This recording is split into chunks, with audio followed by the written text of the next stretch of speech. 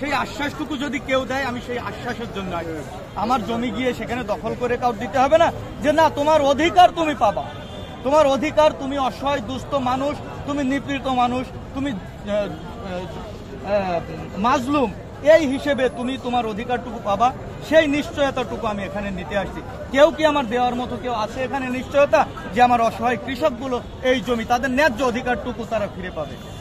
এই হচ্ছে আগস্টে জীবননগর এবং মহেশপুর, জীবননগর চুয়াডাঙ্গা জেলার ভিতরে আর মহেশপুর হচ্ছে ঝিনাইদহ জেলার ভিতরে, আমি দুইটা থানাতেই আমি আন্দোলন এবং সংগ্রামে প্রথম কাতারে ছিলাম।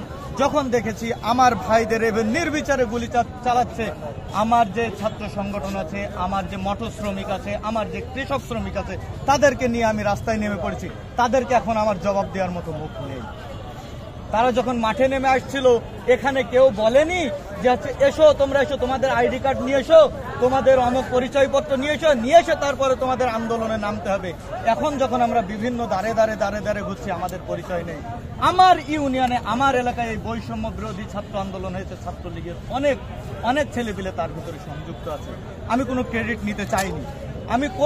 নিতে চাইনি, আন্দোলন শেষ, আমি গুটিয়ে নিয়েছি আমাকে, শুধু দেখেছি কি হচ্ছে এগুলো না, এগুলো অবশ্যই আরো বেশি বৈষম্য তৈরি হয়েছে।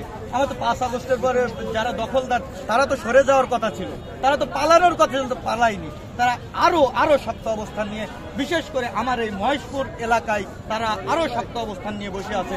আপনারা যে মগের মুল্লুক মনে করেন, আমার এই স্বরূপপুর ইউনিয়নে গেলে মগের মুল্লুক যে কি জিনিস সেইটা বুঝতে পারবেন। মগের মুল্লুক কাকে বলে? আমরা মগের মুল্লুকেই বাস করছি।